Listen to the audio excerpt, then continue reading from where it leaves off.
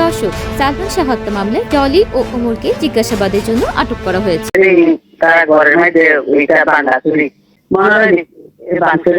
দর্শক, সিলেটের সুনামগঞ্জ থেকে অমর নায়ক সালমানের বাসার গৃহকর্মী ডলি ও তার ছেলে ওমরকে জিজ্ঞাসাবাদের জন্য আটক করা হয়েছে। প্রয়াত নায়ক সালমানের মামা কুমকুমের দেওয়া তথ্য অনুযায়ী তাদেরকে সালমান হত্যা মামলার জিজ্ঞাসাবাদের জন্য হেফাজতে নেওয়া হয়। কিভাবে এই অসাধ্য সম্পন্ন হলো এবং জিজ্ঞাসাবাদের ডলি কি চাঞ্চল্যকর তথ্য দিয়েছে সেটা নিয়ে আমাদের আজকের প্রতিবেদন। মূল ভিডিওতে ফিরে যাবার আগে আপনাদের কাছে অনুরোধ থাকবে ভিডিওটি বেশি বেশি করে লাইক শেয়ার করুন। মহানায়ক সালমানকে নিয়ে আমাদের ধারাবাহিক অনুসন্ধানী ভিডিও থাকবে এই চ্যানেলে। জানতে চাইলে চ্যানেলটি এখনই সাবস্ক্রাইব করে বেল আইকনটি বাজিয়ে দিন।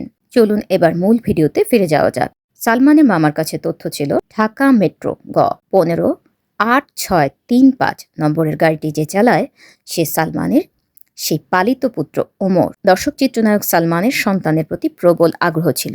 একটি সন্তানের বাবা হওয়ার জন্য সালমান ব্যাকুল হয়ে উঠেছিল, কিন্তু আল্লাহ তাকে কোনো সন্তান দেননি। হয়তো এটি তার ভালোর জন্যই দেননি, কারণ আল্লাহ জানতেন সালমানের সন্তান খুব দ্রুতই তার বাবাকে হারাবে। শত চেষ্টা করেও ব্যর্থ হবার পর সালমান শুরুতে তার মায়ের বাসায় কাজ করত যে মেয়ে ডলি, সেই ডলির সন্তান ওমরকে পালার সিদ্ধান্ত নেয়। ডলি শুরুতে সালমানের মায়ের বাসায় কাজ করত। পরবর্তীতে সামিরা তাকে সামিরার বাসায় নিয়ে যায়। এই ডলির একটি ছেলে ছিল। সালমান ডলির এই ছেলেকে নিজের সন্তানের মতো লালন পালন করত এবং দামি দামি খেলনা ও পোশাক কিনে দিত। সালমান হত্যার সময় ওমরের বয়স ছিল মাত্র 4 বছর। সালমান মারা যাবার পর ডলি ও ওমর সিলেট চলে যায়। যেহেতু সালমানের মৃত্যুর দিন তার বাসায় এই ডলি ও তার ছেলে ওমর ছিল, তাই জনসমক্ষে তাদেরকে এনে জিজ্ঞাসাবাদের দাবি সালমান ভক্তদের চিরদিনই ছিল। এর আগে 9 আগস্ট গ্রেপ্তার হন মামলার 4 নং এজাহারভুক্ত আসামি ডন। ডনকে গ্রেপ্তারের পর সামিরাকে গ্রেপ্তারের উপর চাপ ছিল পরিবার ও ভক্তদের কাছ থেকে। তারই ধারাবাহিকতায় হয়তো ডলি ও ওমরকে জিজ্ঞাসাবাদের জন্য ডাকা হয়েছে। দর্শক, এই ডলিকে জিজ্ঞাসাবাদের জন্য টাকা হলে তিনি ঘটনার দিন সম্পর্কে কি তথ্য দেন সেই রেকর্ডও আমাদের হাতে এসেছে। ডলিকে যখন জিজ্ঞাসা করা হয় 6 সেপ্টেম্বর রাতে সালমানের ইস্কাটনের বাসায় কি হয়েছিল,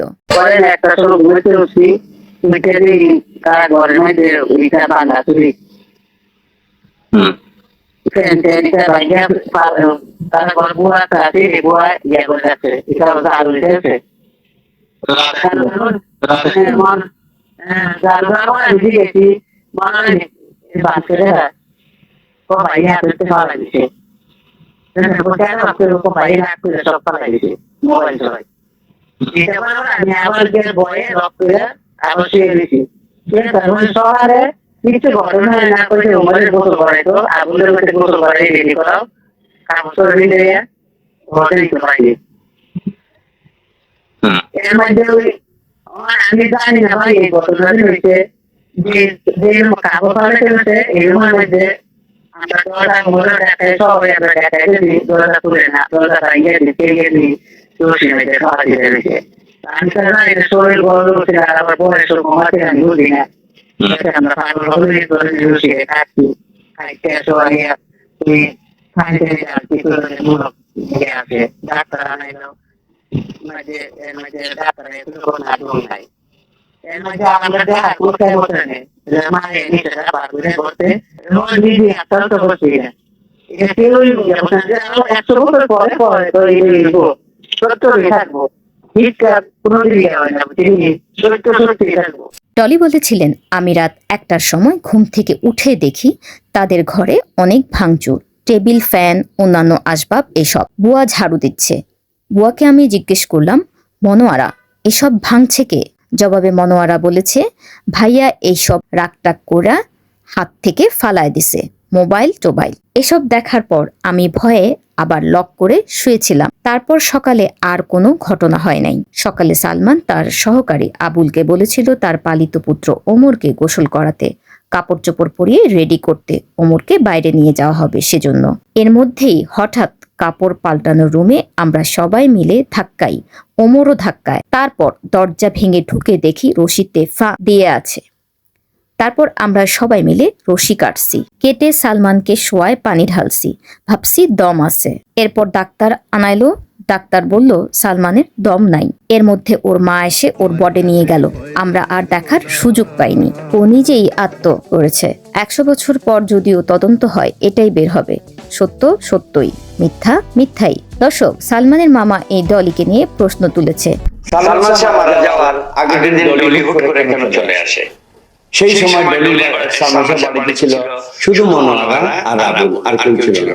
ডলি কেন চলে আসে আগের দিন রাতে?